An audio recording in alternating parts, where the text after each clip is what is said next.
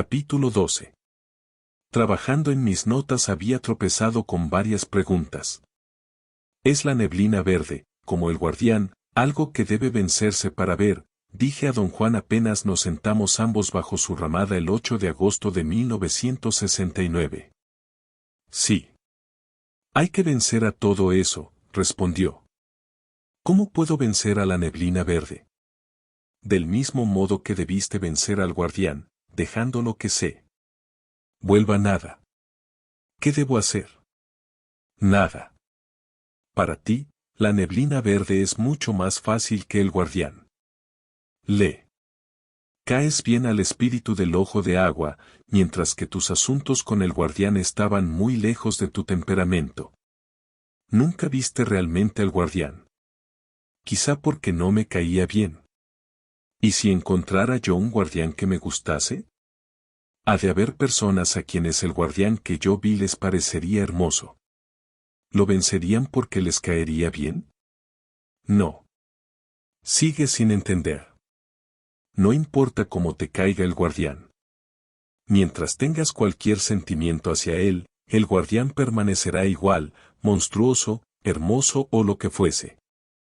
En cambio, si no tienes sentimiento alguno hacia él, el guardián se volverá nada y todavía estará allí frente a ti.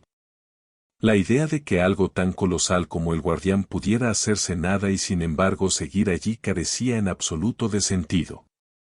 Imaginé que era una de las premisas alógicas del conocimiento de don Juan. Sin embargo, también me parecía que, de querer, él podría explicármela. Insistí en preguntarle qué quería decir con eso. Pensaste que el guardián era algo que conocías, eso es lo que quiero decir. Pero yo no pensé que fuera algo que yo conocía. Pensaste que era feo. Tenía un tamaño imponente. Era un monstruo. Tú conoces todas esas cosas. Así que el guardián fue siempre algo que conocías, y como era algo que conocías, no lo viste. Ya te dije, el guardián tenía que volverse nada y sin embargo tenía que seguir parado frente a ti. Tenía que estar allí y tenía, al mismo tiempo, que ser nada. ¿Cómo puede ser, don Juan? Lo que usted dice es absurdo. Sí. Pero eso es ver. No hay en realidad ningún modo de hablar sobre eso. Ver, como te dije antes, se aprende viendo. Al parecer no tienes problema con el agua. El otro día casi la viste. El agua es tu coyuntura. Ahora solo necesitas perfeccionar tu técnica de ver. Tienes un ayudante poderoso en el espíritu del ojo de agua. Ahí tengo otra preguntota, don Juan. Puedes tener todas las preguntotas que quieras, pero no podemos hablar del espíritu del ojo de agua en estos rumbos. De hecho, es mejor no pensar en eso para nada. Para nada. De lo contrario el espíritu te atrapará, y si eso ocurre no hay manera de que ningún hombre vivo te ayude. De modo que cierra la boca y piensa en otra cosa. A eso de las 10 de la mañana siguiente, don Juan desenfundó su pipa, la llenó de mezcla para fumar y me la entregó con la indicación de que la llevara a la ribera de la corriente. Sosteniendo la pipa en ambas manos, me las ingenié para desabotonar mi camisa y poner dentro la pipa y apretarla. Don Juan llevaba 2 petates y una bandejita con brasas. Era un día soleado. Nos sentamos en los petates, a la sombra de una pequeña arboleda de breas en la orilla misma del agua. Don Juan metió un carbón en el cuenco de la pipa y me dijo que fumara. Yo no tenía ninguna aprensión, ningún sentimiento exaltado. Recordé que al iniciar mi segundo intento por ver al guardián, habiendo don Juan explicado su naturaleza, me había embargado una peculiar sensación de maravilla y respeto. Esta vez, sin embargo, aunque don Juan me había dado a conocer la posibilidad de ver realmente el agua, no me hallaba involucrado emocionalmente, solo curiosidad. Don Juan me hizo fumar 2 tantos de lo que había fumado en ocasiones anteriores. En algún momento se inclinó a susurrar en mi oído derecho que iba a enseñarme a usar el agua para moverme. Sentí su rostro muy cercano, como si hubiera puesto la boca junto a mi oreja. Me dijo que no observara el agua, sino enfocara los ojos en la superficie y los tuviera fijos hasta que el agua se tornase una niebla verde. Repitió una y otra vez que yo debía poner toda mi atención en la niebla hasta no discernir ninguna otra cosa. Mira el agua frente a ti, oí que decía, pero no dejes que su sonido te arrastre a ningún lado. Si dejas que el sonido del agua te arrastre, quizá nunca pueda yo encontrarte y regresarte. Ahora métete en la niebla verde y escucha mi voz. Lo oía y comprendía con claridad extraordinaria. Empecé a mirar fijamente el agua, y tuve una sensación muy peculiar de placer físico, una comezón, una felicidad indefinida. Miré largo tiempo, pero sin detectar la niebla verde. Sentía que mis ojos se desenfocaban y tenía que esforzarme por seguir mirando el agua. Finalmente no pude ya controlar mis ojos y debo haberlos cerrado, o acaso fue un parpadeo, o bien simplemente perdí la capacidad de enfocar. En todo caso, en ese mismo instante el agua quedó fija, cesó de moverse. Parecía una pintura. Las ondas estaban inmóviles. Entonces el agua empezó a burbujear. Era como si tuviese partículas carbonadas que explotaban de una vez. Por un instante vi la efervescencia como una lenta expansión de materia verde. Era una explosión silenciosa, el agua estalló en una brillante neblina verde que se expandió hasta rodearme. Permanecí suspendido en ella hasta que un ruido muy agudo, sostenido y penetrante lo sacudió todo. La niebla pareció congelarse en las formas habituales de la superficie del agua. El ruido era un grito de don Juan, oye, cerca de mi oído. Me dijo que prestara atención a su voz y regresara a la niebla y esperara su llamada. Dije, en inglés y oí el ruido crepitante de su risa. Por favor, no hables, dijo. Guárdate tus ok's. Podía oírlo bien. El sonido de su voz era melodioso y sobre todo amigable. Supe eso sin pensar, fue una convicción que me llegó y luego pasó. La voz de don Juan me ordenó enfocar toda mi atención en la niebla, pero sin abandonarme a ella. Dijo repetidas veces que un guerrero no se abandona a nada, ni siquiera a su muerte. Volví a sumergirme en la neblina y advertí que no era niebla en absoluto, o al menos no era lo que yo concibo como niebla. El fenómeno neblinoso se componía de burbujas diminutas, objetos redondos que entraban en mi campo de visión y salían de él, desplazándose como si estuviesen a flote. Observé un rato sus movimientos, luego un ruido fuerte y distante sacudió mi atención y perdí la capacidad de enfoque y ya no pude percibir las burbujitas. Solo tenía conciencia de un resplandor verde, amorfo, como niebla. Oí de nuevo el ruido y la sacudida que me dio hizo desaparecer la niebla inmediatamente, y me hallé mirando el agua de la zanja de irrigación. Entonces volví a oírlo, ahora mucho más cerca, era la voz de don Juan. Me estaba diciendo que le prestara atención, porque su voz era mi única guía. Me ordenó mirar la ribera de la corriente y la vegetación directamente ante mis ojos. Vi algunos juncos y un espacio libre de ellos. Era un recoveco en la ribera, un sitio donde don Juan cruza para sumergir su balde y llenarlo de agua. Tras unos momentos don Juan me ordenó regresar a la niebla y me pidió nuevamente prestar atención a su voz, porque iba a guiarme para que yo aprendiera a moverme. Dijo que al ver las burbujas debía abordar una de ellas y dejar que me llevara. Lo obedecí y de inmediato me rodeó la neblina verde, y luego vi las burbujas diminutas. Oí nuevamente la voz de don Juan como un retumbar extraño y atemorizante. En el momento de oírla, empecé a perder la capacidad de percibir las burbujas. Monta una de esas burbujas, lo oí decir. Pugné por conservar mi percepción de las burbujas verdes y a la vez seguir oyendo la voz. No sé cuánto tiempo me esforcé, pero de pronto me di cuenta de que podía escuchar a don Juan y seguir viendo las burbujas que aún pasaban despacio, flotantes, por mi campo de percepción. La voz de don Juan seguía instándome a seguir una de ellas y montarla. Me pregunté cómo se suponía que yo hiciera eso y automáticamente pronuncié en inglés la palabra, ¿cómo? Sentí que la palabra se hallaba muy dentro de mí y que al ir saliendo me llevaba a la superficie. La palabra era como una boya que surgiera de mi hondura. Me oí decir how y me sonó a aullido de perro. Don Juan aulló a su vez, también como perro, y luego hizo como coyote y rió. Me pareció muy gracioso y mi risa en verdad brotó. Con mucha calma, don Juan me dijo que me adhiriera a una burbuja siguiéndola. Regresa otra vez, dijo. Entra en la niebla. En la niebla. Al regresar advertí que las burbujas se movían más despacio y que tenían ahora el tamaño de un balón. De hecho, eran tan grandes y lentas que yo podía examinar cualquiera detalladamente. No eran en realidad burbujas, no eran como una burbuja de jabón, ni como un globo, ni como ningún recipiente esférico.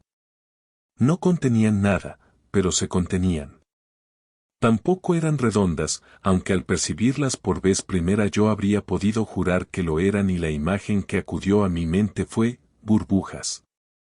Las observaba como si me hallase mirando por una ventana, es decir, el marco de la ventana no me permitía seguirlas, solo verlas entrar y salir de mi campo de percepción. Pero cuando dejé de verlas como burbujas fui capaz de seguirlas, en el acto de seguirlas me adherí a una y floté con ella. Sentía realmente estar en movimiento. De hecho, yo era la burbuja, o esa cosa que parecía burbuja. Entonces oí el sonido agudo de la voz de don Juan. Me sacudió, y perdí el sentimiento de ser aquello.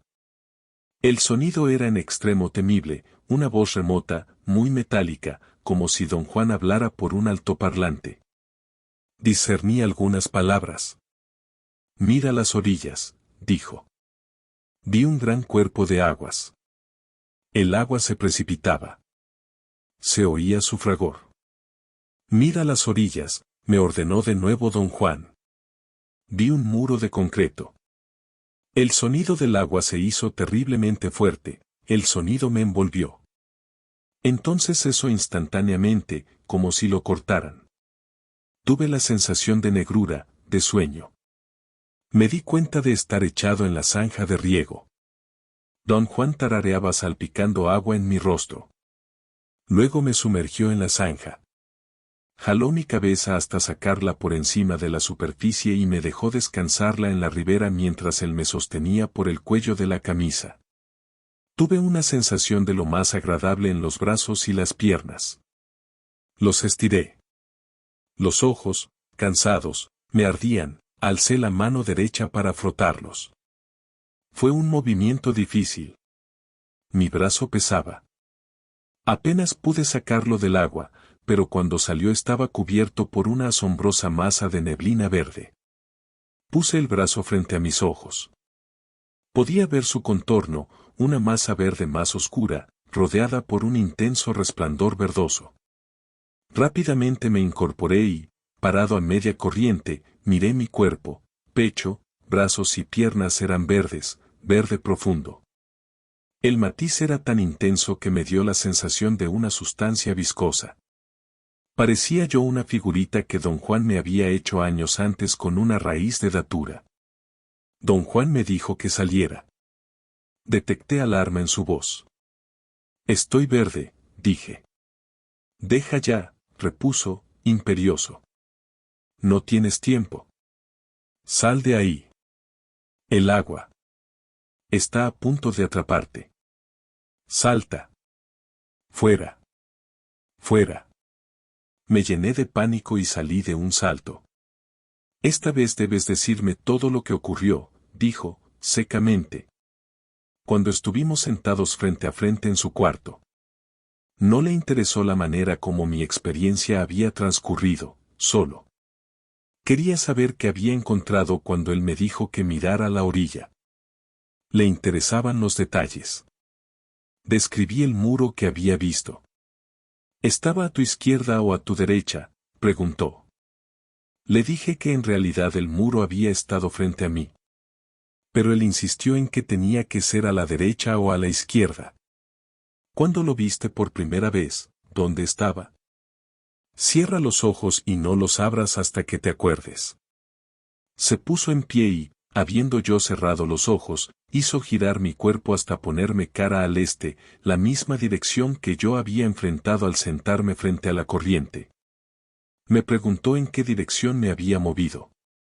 Dije que había ido hacia adelante, derecho, para enfrente. Insistió en que yo debía recordar y concentrarme en el momento en que aún veía el agua como burbujas. ¿Para qué lado corrían?, preguntó. Don Juan me instó a hacer memoria, y finalmente tuve que admitir que las burbujas había parecido moverse hacia mi derecha. Pero no me hallaba tan absolutamente seguro como él deseaba. Bajo su interrogatorio, empecé a darme cuenta de mi incapacidad para clasificar la percepción. Las burbujas se habían desplazado a la derecha cuando las vi primero, pero al hacerse más grandes fluyeron para todas partes. Algunas parecían venir directamente hacia mí, otras parecían seguir cada dirección posible. Había burbujas que se movían encima de mí y abajo de mí. De hecho, estaban en todo mi derredor. Recordaba haber oído su efervescencia, por lo tanto, debo haberlas percibido auditiva además de visualmente. Cuando las burbujas crecieron tanto que pude montar en una de ellas, las vi frotarse una contra otra como globos. Mi excitación crecía con el recuerdo de los detalles de mi percepción. Pero don Juan no se interesaba en lo más mínimo. Le dije que había visto hervir las burbujas. No era un efecto puramente auditivo ni puramente visual, sino algo indiscriminado y sin embargo claro como el cristal, las burbujas raspaban una contra otra. Yo no veía ni oía su movimiento, lo sentía, yo era parte del sonido y del transcurso. Al relatar mi experiencia me conmoví en lo más hondo. Tomé el brazo de don Juan y lo sacudí en un ataque de agitación intensa. Me había dado cuenta de que las burbujas no tenían límite externo, sin embargo, estaban contenidas y sus bordes cambiaban de forma y eran disparejos, dentellados. Las burbujas se fundían y se separaban con gran velocidad, pero su movimiento no era vertiginoso. Era un movimiento rápido y a la vez lento. Otra cosa que recordé en el momento del relato fue la calidad cromática que las burbujas parecían tener. Eran transparentes y muy brillantes y se veían casi verdes, aunque no era un color como yo acostumbro a percibir los colores. «Te estás atascando», dijo don Juan. «Esas cosas no son importantes. Te estás fijando en lo que no vale la pena. La dirección es lo único importante».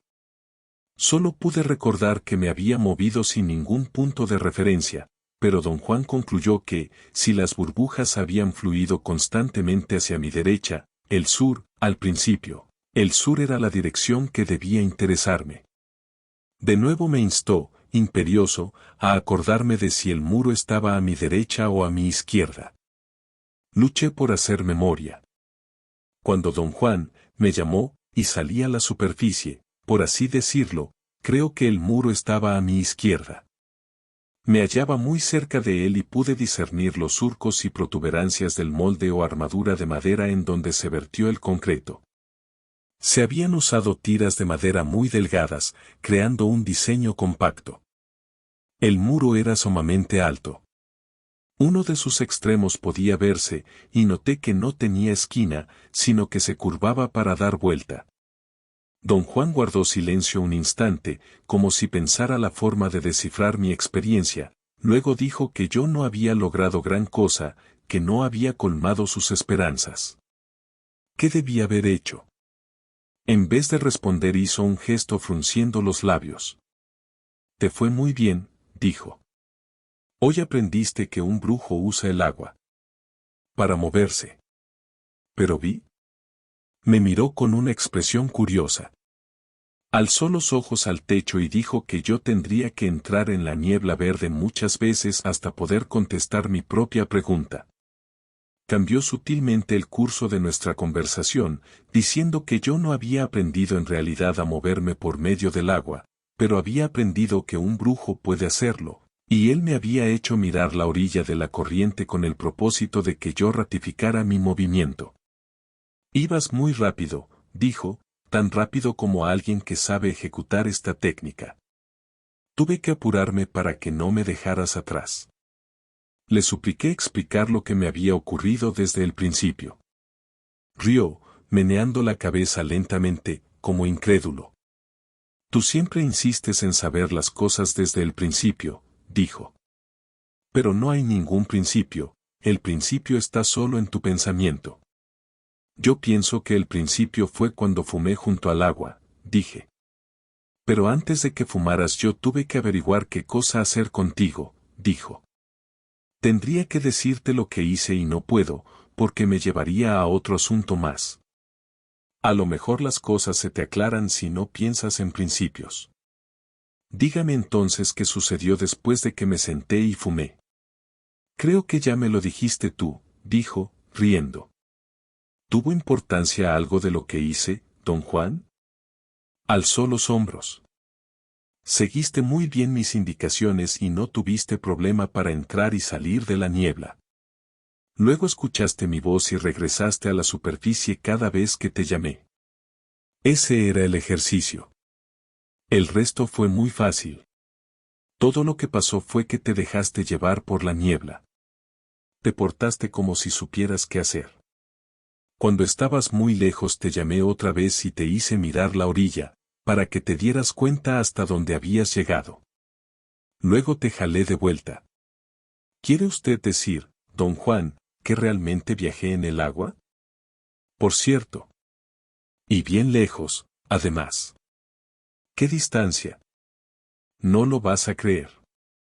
Le rogué que me dijera, pero abandonó el tema y dijo que debía irse un rato. Insistí en que al menos me diera una pista. No me gusta que me tengan a oscuras, dije. Tú solo te tienes a oscuras, repuso. Piensa en el muro que viste. Siéntate aquí en tu petate y recuérdalo con todo detalle. A lo mejor así descubres qué distancia recorriste. Lo único que yo sé de momento es que viajaste muy lejos. Lo sé porque me costó muchísimo trabajo regresarte. Si yo no hubiera estado allí, podrías haberte ido para no volver, y todo lo que ahora quedaría de ti sería tu cadáver en la orilla de la corriente. O quizá podrías haber regresado tú solo. Contigo no estoy seguro. Así que, a juzgar por el esfuerzo que me costó traerte, yo diría que seguramente estabas en. Hizo una larga pausa, me miró con ojos amistosos. Yo iría hasta las sierras de Oaxaca, dijo. No sé hasta dónde irías tú, a lo mejor hasta Los Ángeles, o quizás incluso hasta Brasil. Don Juan regresó al día siguiente, al atardecer. Mientras tanto, yo había escrito cuanto podía recordar sobre mi percepción. Al escribir, se me ocurrió seguir la ribera corriente abajo y corriente arriba, y corroborar si había visto realmente, en alguno de los lados, un detalle que pudiera haberme provocado la imagen de un muro. Conjeturé que don Juan podía haberme hecho caminar en un estado de estupor, para luego hacerme enfocar mi atención en alguna pared a lo largo del camino. En las horas transcurridas entre el momento en que descubrí la niebla por vez primera y el momento en que salí de la zanja y volvimos a su casa, calculé que no podríamos haber caminado más de 4 kilómetros. De modo que seguí la corriente durante unos 5 kilómetros en cada dirección, observando cuidadosamente todo lo que hubiese podido relacionarse con mi visión del muro. La corriente era, hasta donde pude juzgar, un simple canal de riego. Tenía de metro a metro y medio de ancho a todo lo largo, y no pude hallar en él ningún aspecto visible que pudiera haberme recordado o impuesto la imagen de una pared de concreto. Cuando don Juan llegó a su casa al atardecer, lo acosé e insistí en leerle mi relato. Rehusó escuchar y me hizo tomar asiento. Se sentó frente a mí. No sonreía. Parecía estar pensando, a juzgar por la mirada penetrante de sus ojos, que se hallaban fijos por encima del horizonte. Creo que ya te habrás dado cuenta, dijo en un tono que de pronto era muy severo, de que todo es mortalmente peligroso. El agua es tan mortal como el guardián. Si no te cuidas, el agua te atrapará. Casi lo hizo ayer. Pero para que lo atrapen, un hombre debe estar dispuesto. Esa es cuestión tuya. ¿Estás dispuesto a entregarte? Yo no sabía de qué estaba hablando. Su ataque contra mí había sido tan repentino que me hallaba desorientado. Débilmente le pedí explicarse. Mencionó, con desgano, que había ido al monte y había visto al espíritu del ojo de agua y tenía la profunda convicción de que yo había malogrado mi oportunidad de ver el agua. ¿Cómo?, pregunté, en verdad desconcertado. El espíritu es una fuerza, dijo él, y como tal, responde a la fuerza. No te puedes entregar en su presencia. ¿Cuándo me entregué? Ayer, cuando te pusiste verde en el agua. No me entregué.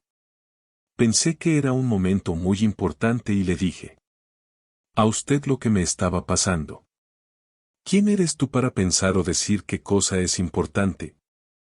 No sabes nada de las fuerzas que estás tocando.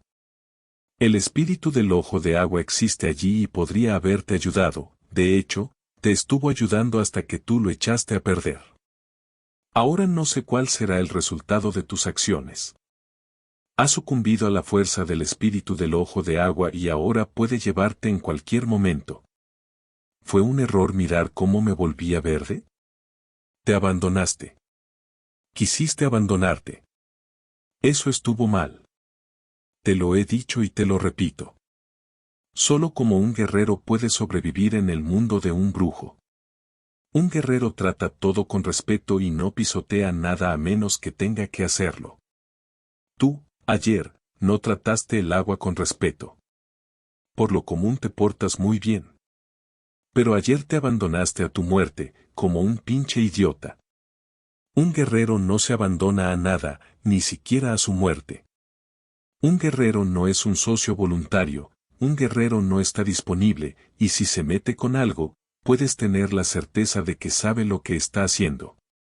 No supe qué decir. Don Juan estaba casi enojado. Eso me producía inquietud. Rara vez se había portado así conmigo. Le dije que en verdad no tuve ni la menor idea de que estaba cometiendo un error.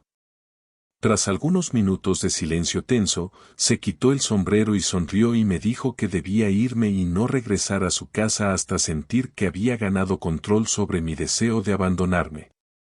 Recalcó que yo debía apartarme del agua y evitar que tocara la superficie de mi cuerpo durante 3 o 4 meses. No creo que podría aguantar sin darme una ducha, dije. Don Juan rió y las lágrimas corrieron por sus mejillas. No aguantas sin una ducha. A veces eres tan flojo que pienso que estás bromeando. Pero no es un chiste. A veces realmente no tienes ningún control, y las fuerzas de tu vida te agarran con entera libertad. Aducí que era humanamente imposible estar controlado en todo momento. Él sostuvo que para un guerrero no había nada fuera de control. Yo traje a colación la idea de los accidentes y dije que lo ocurrido en la zanja de riego podía sin duda considerarse como tal, pues yo actué sin intención y sin conciencia de mi conducta impropia. Hablé de diversas personas que habían sufrido infortunios explicables como accidentes, me referí en especial a Lucas, un excelente viejo yaqui que resultó herido al volcarse el camión que conducía. Me parece que es imposible evitar los accidentes, dije. Ningún hombre puede controlar todo cuanto lo rodea. Cierto, dijo don Juan, cortante. Pero no todo es un accidente inevitable. Lucas no vive como guerrero. De lo contrario, sabría que está esperando y por qué espera, y no habría manejado ese camión estando borracho. Se estrelló contra las peñas porque estaba borracho, y destrozó su cuerpo por nada. La vida, para un guerrero, es un ejercicio de estrategia, prosiguió don Juan, pero tú quieres hallar el significado de la vida. A un guerrero no le importan los significados. Si Lucas viviera como guerrero, y tuvo su oportunidad, como todos tenemos la nuestra, armaría su vida estratégicamente. De ese modo, si no podía evitar un accidente que le destrozara las costillas, habría hallado medios para compensar ese contratiempo, o evitar sus consecuencias, o batallar contra ellas. Si Lucas fuera guerrero no estaría muriéndose de hambre en su casa mugrosa. Estaría batallando hasta el final. Planteé a don Juan una posibilidad, usándolo a él mismo como ejemplo, y le pregunté qué haría si él tuviese un accidente en el que perdiera las piernas. Si no puedo evitarlo, y pierdo las piernas, dijo, ya no podré ser un hombre, así que me uniré a lo que me está esperando allá. Hizo un arco con la mano para señalar a todo alrededor. Argumenté que me malinterpretaba. Yo había querido hacer referencia a la imposibilidad de que cualquier individuo previera todas las variables implicadas en sus acciones de cada día. Todo lo que puedo decirte, dijo don Juan, es que un guerrero nunca está disponible, nunca está parado en el camino esperando las pedradas. Así corta al mínimo el chance de lo imprevisto. Lo que tú llamas accidentes son casi siempre muy fáciles de evitar, excepto para los tontos que viven por las puras. No es posible vivir estratégicamente todo el tiempo, dije. Imagínese que alguien lo está esperando con un rifle de alta potencia con mira telescópica, puede darle con exactitud a 500 metros de distancia. ¿Qué haría usted? Don Juan me miró con aire de incredulidad y luego se echó a reír. ¿Qué haría usted? Insistí. ¿Si alguien me está esperando con un rifle de mira telescópica? Dijo, obviamente en son de burla. Si alguien está escondido fuera de vista, esperándolo. No tiene usted el menor chance. No puede parar una bala. No, no puedo. Pero sigo sin entender lo que quieres decir. Quiero decir que toda su estrategia no puede servirle de nada en una situación así. Ah, pero sí sirve. Si alguien me está esperando en un sitio con un rifle de alta potencia con mira telescópica, sencillamente no llego a ese sitio.